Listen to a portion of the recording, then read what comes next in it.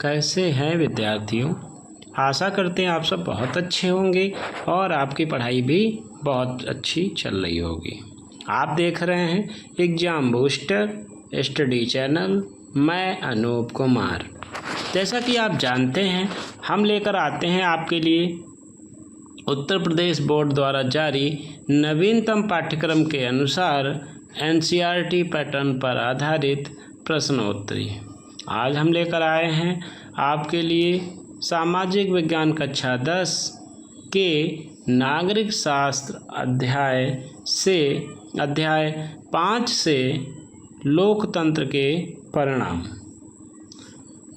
Outcomes of democracy से संबंधित महत्वपूर्ण प्रश्नोत्तरी। जैसा कि आप जानते हैं कि ये जो प्रश्न है वो आधारित होंगे आपके यूपी बोर्ड परीक्षा पर, जो आने वाले एग्ज़ाम में आपके बहुत ज़्यादा मदद करेंगे। चलिए शुरू करते हैं। पहला प्रश्न है आपके लिए, लोकतंत्र के वास्तविक परिणामों का आकलन सरकार के किन कार्यों द्वारा किया जाता है। यानी जब लोकतंत्र के जो परिणाम हैं उनका आकलन कैसे किया जाता है, ये आपसे पूछा जा रहा है।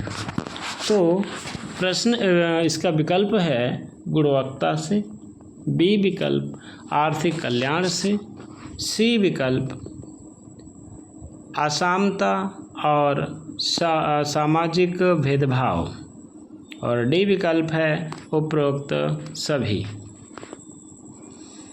तो आपको सही उत्तर बताना है और ये वीडियो जब आप देखना शुरू करें तो कॉपी और पेन लेकर ज़रूर बैठें। जो क्वेश्चन आपका गलत हो जाए वो क्वेश्चन आप उस पर उत्तर उसका लिखते चलें, जिससे जब आप मिलाएंगे तो पता चलेगा आपके कितने क्वेश्चन गलत हुए हैं और कितने सही हुए हैं। जब आप दोबारा या तीसरी बार ये जो वीडियो को देखेंगे तो आपके इस पाठ से संबंधित सभी प्रश्न कंप्लीट हो जाएंगे। ठीक है, तो आपने सही उत्तर का चयन कर लिया होगा और आपका सही विकल्प हो जाएगा डी, उपरोक्त सभी। चलिए आगे बढ़ेंगे अगले प्रश्न की तरफ। लोकतंत्र में जवाबदेही तथा उत्तरदायी सरकार वह है जो उत्तरदायी है किसके प्रति। ए विकल्प नागरिकों के प्रति, बी विकल्प विशेष समाज के प्रति, सी विकल्प संगठनों के प्रति और डी विकल्प संस्थाओं के प्रति। तो आपको सही उत्तर का चयन करना है और अब इसका जवाब देना है सही उत्तर को पहचान के। तो आप सही उत्तर का जवाब दे देंगे और सही उत्तर आपका हो जाएगा प्रश्न नंबर 2 के लिए ए प्रश्न सही हो जाएगा। कौन सा? ए प्रश्न सही हो जाएगा, नागरिकों के प्रति। कोई भी लोकतंत्र सरकार में जो है सरकार नागरिकों के प्रति उत्तरदायी होती है। अगला प्रश्न, लोकतंत्र का उद्देश्य एक ऐसी सरकार का गठन करना है जो नियमों का पालन करे, बी लोगों के प्रति जवाबदेही हो, सी नागरिकों को निर्णय लेने की स्वतंत्रता दे और डी उपरोक्त सभी। तो प्रश्न नंबर 3 है और 3 का आप सही जवाब देंगे, विकल्प आपका हो जाएगा डी, उपरोक्त सभी। अगले प्रश्न की तरफ बढ़ेंगे। अगला प्रश्न है 4, लोकतांत्रिक तथा गैर लोकतांत्रिक सरकार में मूलभूत रूप से क्या अंतर होता है। तो विकल्प आपके सामने हैं। पहला विकल्प है निष्पक्षता, बी विकल्प है पारदर्शिता और सी विकल्प है नियमित और डी विकल्प ये सभी या उपरोक्त सभी। तो आपको सही विकल्प का चयन करना है। तो आशा करते हैं आप सही विकल्प का चयन कर लिए होंगे और आपका विकल्प सही हो जाएगा 4 नंबर का जो विकल्प है वो आपका सही हो जाएगा। डी नंबर का विकल्प सही हो जाएगा। अगले प्रश्न की तरफ बढ़ेंगे। पहला प्रश्न है आपका 5 नंबर। देश के सभी कानून नागरिकों के प्रति समान रूप से लागू होते हैं, ये किस प्रकार के सरकार के लक्षण हैं। यानी ये पूछना चाहता है प्रश्न आपसे कि किस प्रकार के शासन में नागरिकों के प्रति कानून समान व्यवहार करता है। ए विकल्प अलोकतांत्रिक सरकार में, बी लोकतांत्रिक सरकार में, सी राजतांत्रिक सरकार में, या डी अल्पतंत्रीय सरकार में। तो प्रश्न नंबर 5 आप देख रहे थे और इसका उत्तर आप लगा लिए होंगे। इस पार्ट से लगभग बहुत आसान क्वेश्चन है। अगर आप समझ पाए होंगे तो बहुत ही आसान क्वेश्चन आपके लिए बनेंगे। तो इसका बी विकल्प सही हो जाएगा, लोकतांत्रिक सरकार। अगले प्रश्न की तरफ बढ़ेंगे।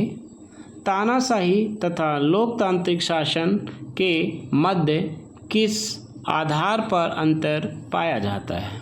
यानी जो सरकार के 2 प्रकार हैं, तानाशाही और लोकतांत्रिक, दोनों में अंतर पूछा जा रहा है। दोनों में अंतर क्या होता है। तो पहला अंतर है ए सामाजिक विकास, बी विकल्प समग्र विकास, सी विकल्प आर्थिक विकास और डी विकल्प है आपका कल्याणकारी विकास। तो जो दोनों में अंतर क्या होगा, तो आपका सही विकल्प सी हो जाएगा, आर्थिक विकास। अगले प्रश्न की तरफ चलते हैं। अगला प्रश्न है, लोकतंत्र में सभी व्यक्तियों को उनके प्रतिनिधि चयन का अधिकार है। ए असमान, बी समान, सी परिस्थितिजन्य और ये चौथा विकल्प आपका अगले पेज पे पहुंच गया है, डी इसमें से कोई नहीं। तो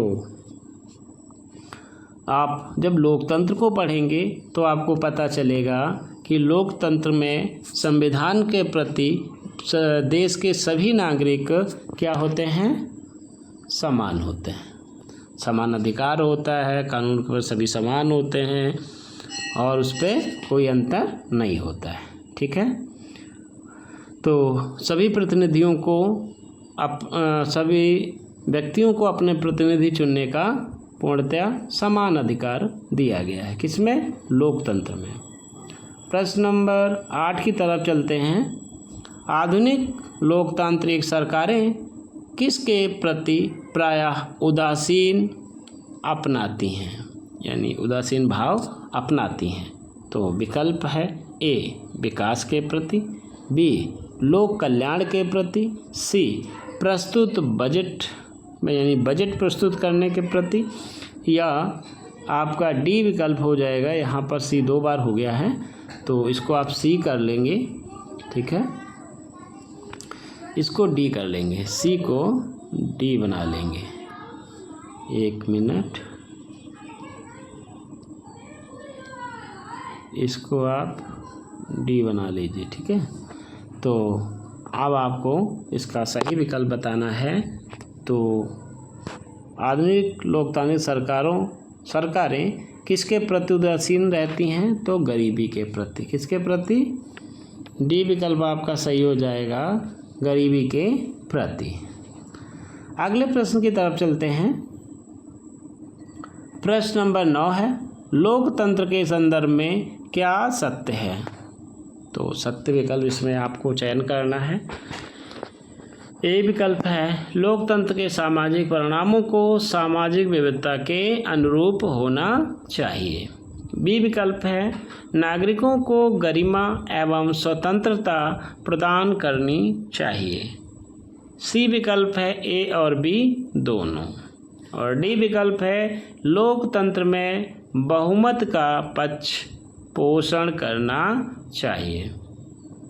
तो इन चारों विकल्पों में से सही विकल्प का आपको चयन करना है। हम प्रश्न 9 पढ़ रहे हैं और आप सही विकल्प का चयन कर चुके होंगे और इस तरह से आपका सी विकल्प सही हो जाएगा, ए और बी दोनों। अगला प्रश्न है,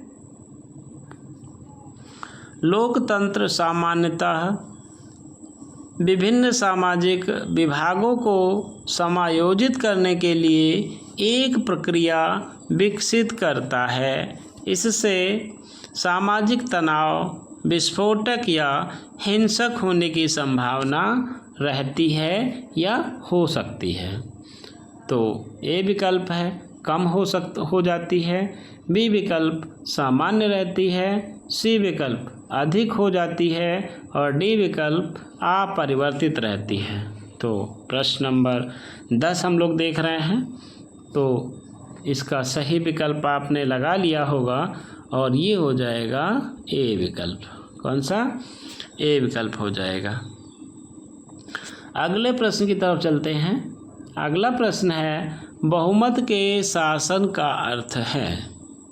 बहुमत के शासन का अर्थ है कि बहुत लोगों के द्वारा एक सरकार का चुनना या एक सरकार के गठन का प्रयास करना।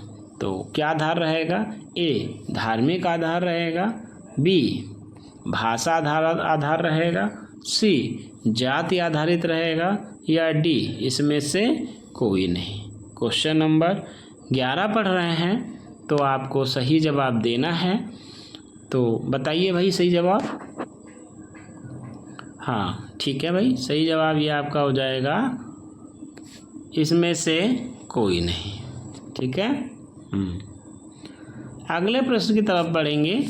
आधुनिक लोकतांत्रिक समाज में महिलाओं का सम्मान और समान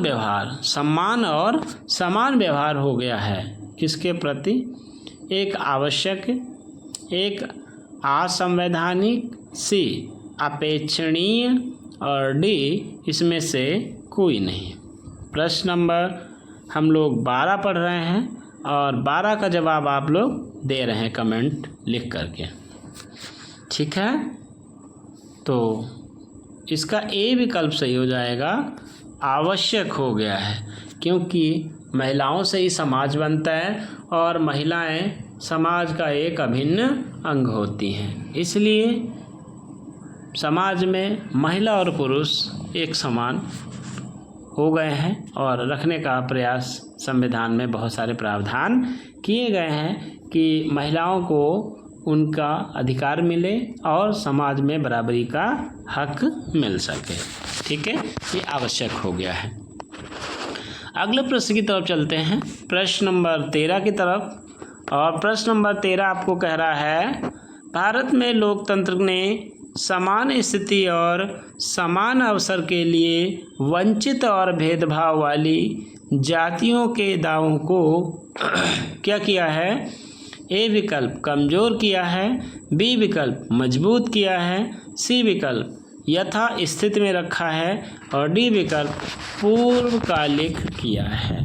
तो प्रश्न नंबर 13 का जवाब आपको देना है।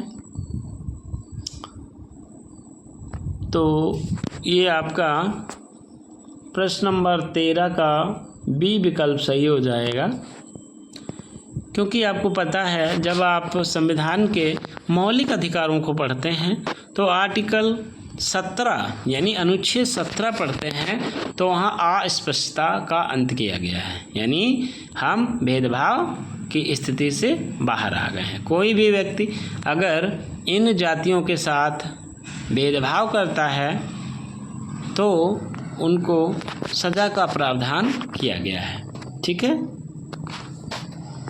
अगला प्रश्न है, जैसे जैसे लोगों को कुछ लाभ मिलते हैं वे अधिक अपेक्षाओं व कई शिकायतों के साथ आते हैं, इनमें लोकतंत्र होता है। क्या होता है भाई? तो ए विकल्प मजबूत होता है, बी विकल्प जवाबदेही होता है, सी विकल्प उत्तरदायी होता है और डी विकल्प ये सभी होता है। तो प्रश्न नंबर 14 पढ़ रहे हैं हम लोग। तो 14 का जवाब देंगे आप, इसका आपका डी विकल्प सही हो जाएगा। ठीक है, अगले प्रश्न की तरफ बढ़ेंगे। प्रश्न नंबर 15 को देखेंगे और ये कह रहा है आधुनिक लोकतंत्र में जनप्रतिनिधियों का नकारात्मक पहलू है। तो नकारात्मक पहलू आपको बताना है। जनहित के कार्य करना, बी विकल्प स्वहित के कार्य करना, सी विकल्प है कल्याणकारी कार्य में योगदान और डी विकल्प व्यवस्था सृजन करना। तो इसका आपको सही जवाब देना है और सही विकल्प आपका क्या हो जाएगा भाई? बी विकल्प सही हो जाएगा। बी विकल्प लगा लीजिए, स्वहित के कार्य करना। अगले प्रश्न की तरफ बढ़ते हैं। 16 नंबर प्रश्न पढ़ेंगे। लोकतंत्र को अन्य विकल्पों की तुलना में सरकार का एक अच्छा रूप माना जाता है क्योंकि लोकतांत्रिक सरकार में नागरिकों के बीच समानता को बढ़ावा देता है। बी, एक व्यक्ति की गरिमा को बढ़ावा देता है। सी विकल्प निर्णय लेने की गुणवत्ता में सुधार करता है और डी विकल्प उपरोक्त में से सभी हो जाएगा। तो प्रश्न नंबर हम 16 पढ़ रहे हैं और 16 का जवाब आप कमेंट लिखकर दे रहे हैं। उपरोक्त सभी हो जाएगा। अगले प्रश्न की तरफ बढ़ेंगे। सरकार के किस रूप में नागरिक अपने लक्ष्यों व आधारभूत आवश्यकता की पूर्ति कर सकते हैं? कैसे कर सकते हैं? ए विकल्प एक तंत्र के रूप में, बी विकल्प एक धनिक तंत्र के रूप में, सी विकल्प निरंकुश तंत्र के रूप में या डी विकल्प लोकतंत्र के रूप में। तो इसका उत्तर तो आप सभी लोग लगा ही पाएंगे क्योंकि इतने आसान क्वेश्चन को आप गलत नहीं कर सकते हैं। ठीक है, तो इसका विकल्प सही हो जाएगा डी। अगला प्रश्न है लोकतंत्र के राजनीति परिणाम किस प्रकार की सरकार बनाना है? यानी लोकतंत्र में जो राजनीति है उसके में किस प्रकार की सरकार बनती है? तो आपको बताना है भाई। ए विकल्प जवाबदेही सरकार, बी विकल्प उत्तरदायी सरकार, डी विकल्प वैध सरकार और सी विकल्प वैध सरकार और डी विकल्प ये सभी। तो आपका उत्तर क्या हो जाएगा? ये सभी हो जाएगा। अगले प्रश्न की तरफ बढ़ेंगे। लोकतंत्र के प्रमुख आर्थिक परिणाम हैं। तो लोकतंत्र के प्रमुख आर्थिक परिणाम क्या होंगे? आर्थिक विकास होता है, विकास होता है, गरीबी और असमानता में कमी होती है, ये सभी होते हैं। जो तीनों परिणाम हैं ये सभी हो सकते हैं। तो आपको बताना है सही उत्तर अच्छे से, जल्दी जल्दी बताइए भाई। ठीक है, तो आपका कौन सा उत्तर सही हो जाएगा? डी, ये सभी विकल्प सही हो जाएंगे। अगला प्रश्न है आपका प्रश्न नंबर 20। महिलाओं का सम्मान और समान व्यवहार किस समाज के लिए आवश्यक बन गया है? तो विकल्प है आपका ए राजतंत्री समाज के लिए, बी विकल्प अल्पतंत्र समाज के लिए, सी विकल्प लोकतांत्रिक समाज के लिए और डी विकल्प अध्यक्षीय समाज के लिए। ठीक है, तो आपका प्रश्न हम ये 20 नंबर का पढ़ रहे हैं और 20 नंबर का जवाब दीजिए आप लोग। इसमें आपका सही विकल्प हो जाएगा लोकतांत्रिक सरकार में। तो आज 20 ही प्रश्न थे। वीडियो हमारी यहीं पर समाप्त होगी। आप ये हमें बताएंगे कि आपको ये वीडियो कैसी लगी, कमेंट करिएगा और लाइक करिएगा, अपने दोस्तों में शेयर करिएगा। और ऐसी वीडियो और देखने के लिए या अच्छे अच्छे प्रश्नों की श्रृंखला लेने के लिए हमें सब्सक्राइब करिएगा। ठीक है, तो वीडियो देखने के लिए धन्यवाद। नमस्कार।